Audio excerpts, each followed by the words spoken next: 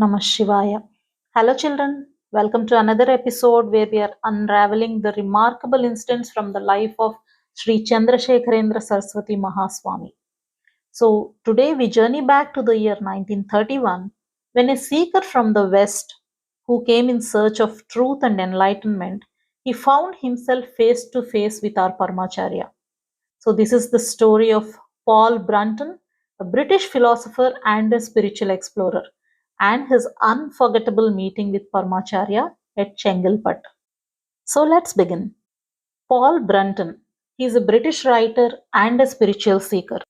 He traveled across India searching for real yogis and enlightened masters.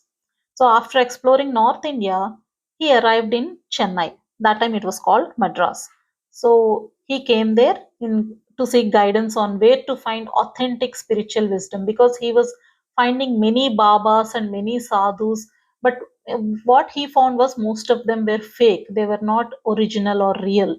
So, he was trying to find where I can get authentic spiritual wisdom. Then he met Mr. K.S. Venkatramani. He is a well known English writer and he met him in Chennai. And he told him that there is one living saint you can meet. His name is Sri Chandrasekharendra Saraswati. He is the Shankaracharya of Kanchi. So the biggest challenge is that Paramacharya was always surrounded by thousands of devotees in Chengalpat. As a foreigner, it was unlikely that he would get an appointment to speak to him. But Venkatramani was very determined. He personally requested Paramacharya to grant an appointment to Paul Brunton. So when permission was granted, Brunton was very happy.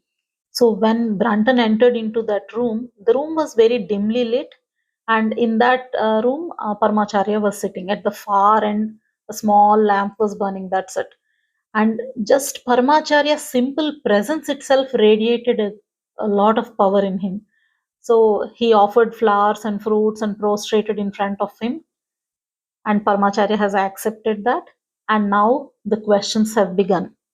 There are a lot of questions that Brunton has asked, but we'll look into a few of them. The first thing that he asked was, when will the world see peace? See, this happened in 1931. At that time, there was no peace in the world. So that's the reason he asked this question. So if Brunton would have been alive now, he would be thinking, where is peace? At least 1931 was much better than 2025, right? And now Paramacharya replied, for getting world peace, the countries should understand each other spiritually. Okay? And similarly, the rich and the powerful should recognize the poor. This holds good even today, right? So only when this is obtained, goodwill towards each other will be generated, and thus finally world will be getting peace. Now Brunton asked him, demons have entered the hearts of human beings in the Western world. All their actions are proving that. So what do you think of that? So in his question, he was talking about people in the Western countries in that time. But now we can see that even we are also like that. So the answer that Paramacharya has given implies to us also. So Paramacharya said, do not blame the human race like that because they act according to the circumstances in which they are born into. Because in reality, no one is a bad person. Only the circumstances that change them and make them act in certain ways. So this is true for both Eastern and Western world. So he was talking about us also. Okay. So a higher philosophy should spread across the world. They should change the perception that what is being seen and heard is the truth. So this is exactly what is happening now. So whatever we see and whatever we hear, we think that is the truth. No one has the time or the patience to delve into anything and understand the actual truth. Now, if you go on any social media platform, you can see someone is criticizing Hinduism or Hindu scriptures or Ramayana or Mahabharata, whatever. If somebody is criticizing, we just fall for that. What do we say? See, that is why Hinduism is like this. Everybody is criticizing this and that. We also start doing that. But before that, what should we do? We should personally read those scriptures. We should read what is Ramayana, what is there in Ramayana, why Rama behaved in like that in certain cases, in certain situations. what happened in Mahabharata, why was Krishna behaving like that, what happens in Bhagavatam. Read all these on your own. You all know how to read. Now we need not learn Sanskrit to read all those things now. Luckily, we have translation in all the regional languages and also Hindi and English also. So whatever language you are comfortable, just go through the books. Read a little bit about everything, and only then we can understand the truth. We should do our sadhana on our own. Only then we can realize what actually God is. So Paramacharya was telling only then a solution to the world's problems can be found. Okay, so for the question of demons in the hearts of human beings, what can we do? This is what Paramacharya said, that a higher philosophy should be spread across the world. People should change their perception that what is being and heard is the truth. So you always definitely remember this. Whenever you have a doubt, go through the books. See, you're reading so many books. It's not that you should leave your math, physics, and science and just keep them aside. Now I have to read all these. No, whatever free time you have, whenever you're watching movies, you're playing video games or chit chatting, cut that time, a little time, maybe 10 to 15 minutes a day, or maybe on Saturday and Sunday, half an hour each. Try and sit and read for some time. You will know a lot of things. Okay. One more question is, Brunton asked, Swamiji, can you tell me what path I should take? Then Parmacharya replied, you continue with your travels, and at the end of it, you contemplate on all the yogis and sadhus you had met in your travels. So, whomsoever you think you can relate to in your heart, you approach him. He will show you your path. So he advised him to travel and find his guru. Okay. Then he questioned, what should I do if I do not find anyone who is that satisfactory to my heart? Then he said, if you don't find anyone, then you should continue your efforts by yourself. That is the only thing. So, what is the point? When you're trying to find someone, you have to continue. There is no particular period that you have to try for 6 months or 1 year or 10 years. Until you find one, you have to continue your efforts. And he also advised, spend every day in meditation. Okay. Even for us, if we meditate every day for a little time also, it will help us a lot. And stop thinking about silly and trivial matters. And he said, engage your mind to think lovingly about higher things. Okay. And also, the best time to practice this is early in the morning. You can meditate in the evenings also. Both the times are peaceful and appropriate for meditation. So now Brandon is asking, okay, whatever you said, I will practice. I will do all the meditations. I'll do my sadhana.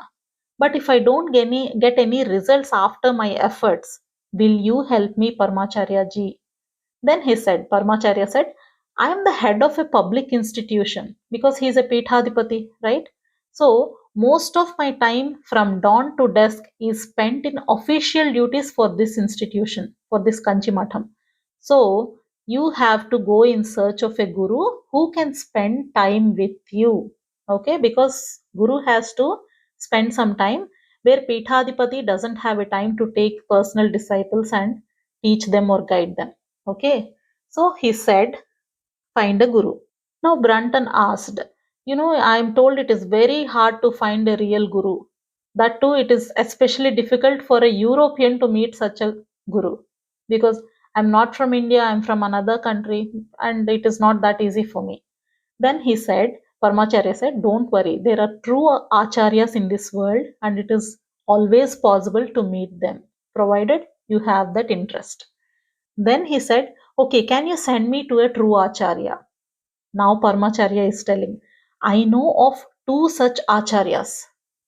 One of them is living in a dense forest in the southern part of this country, I mean India. But in silence, he is living in a dense forest, because in India there are a lot of sadhus, but they don't come out. The very few people who come out, only we can see maybe Ramakrishna Paramahamsa, Kanchi Paramacharya, or Ramana Maharshi. All these people, there are very few out of their kindness towards mankind, I would say. Just for us, they come out and they help us and they guide us. The remaining will just stay silently in the forest, and they will be in their own sadhanas. Okay. So he said, I know two acharyas. One of them is living in the dense forest. Very few people can see him, and no European has ever seen him so far. So I could send I could send you to him, but he might refuse to see you. Now, by this time, Brunton understood that this is not a possible option. So he said, I'm eager to know about the other person. Who is he? Then Paramacharya said, the other person lives in the country, not in the forest, but in the country. He is a Gnani and you can seek him. So, can you tell me more information about him? Then Paramacharya said, he is called Maharshi. He lives in a place called Tiruvannamalai. I will give you the details to reach him. Then Branton said, I am very much obligated to you, but I know another person who has come to see from the same place, from Tiruvannamalai only. So I can ask him how to go and I'll do that. Thank you so much for your time. Then again Paramacharya said, I presume that you will definitely go to Tiruvannamalai. Then Brunton said, I was actually planning to complete my South India tour today and I had already made arrangements to leave tomorrow. So, what can I do in this situation? Then Paramacharya said, you can decide to change your arrangements and leave South India after meeting Maharshi. So that is the love gurus will have on us. See, he was giving guidance to reach the right guru. Okay. So after that, Brunton came out and his friend Venkatramani was there. So both of them left and they went to Chennai again. So by the time they reached their place, it was close to midnight and he went to his cottage. And in the cottage, his friend is there. I said there is a friend from Tiruvannamalai. That person is sleeping there. So Brunton asked him about Maharshi.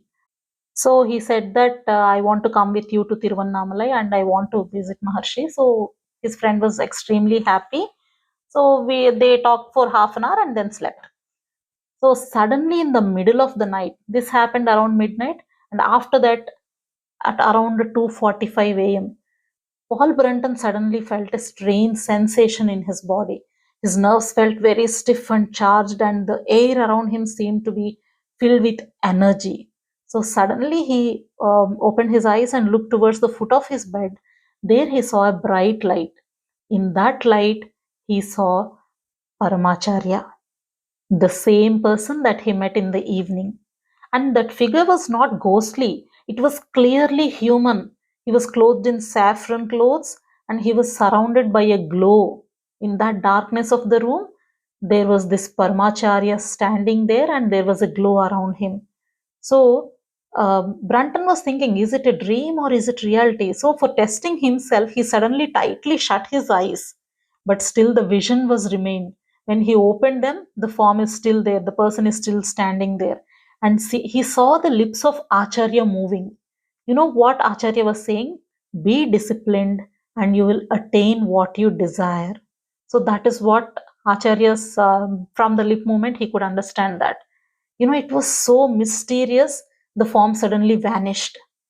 But Brunton understood definitely it is not a dream, and this is a great experience. It has given him a sense of peace, joy, and some spiritual upliftment also. So after that, he could not sleep, and he spent the rest of the night reflecting on what he has seen there. He was so deeply moved with this encounter that he had with Paramacharya ji. So finally, Paul Brenton's spiritual quest has led him to the sacred town of Tiruvannamalai, where he met the Maharshi. And by now you would have understand who it is. He is Sri Ramana Maharshi. You know, he is the silent sage. He didn't speak for many years, and later, even when he spoke, it was very little. He is called Mahaswamy. Okay, so his guru was Ramana Maharshi. So that encounter has transformed his inner world. So, in the quiet presence of Ramana Maharshi, Brunton experienced a deep peace and truth he had never known before. And this experience was so powerful that after returning to the Western countries again, he shared his journey through a book called A Search in Secret India. Whenever you get a chance, I would highly recommend you to read this book, A Search in Secret India. This is now a classic, Many people have read this book. It is one of the highest selling books, and this book has opened the eyes of countless Western readers to the spiritual treasures that are available in India. Because we are so lucky to be born in India and have seen so many gurus, we know so many sacred places, but to the West, they don't know all this. From this book, they could know that somebody called as Ramana Maharshi was there, and many Western people became devotees of Ramana Maharshi after reading this book.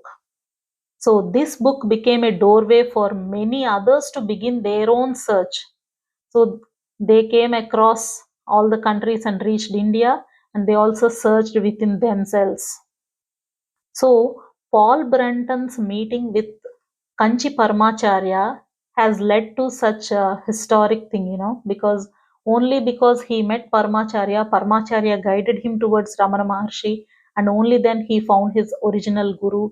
He met Ramana Maharshi and wrote this book, and also helped many people in the West to attain this spiritual knowledge from India. That is what an actual saint does. Nowadays, if you look at Peethadipatis, I am not going to comment about everybody, but there are some commercial Peethadipatis, the so called Peethadipatis. If somebody is coming to them, I want be to your Sishya, I want to be your disciple. Come, come, come, come, I'm taking you, come. This is what they tell. But what did Paramacharya say? I am not the correct person for you. There is another person. He guided correctly.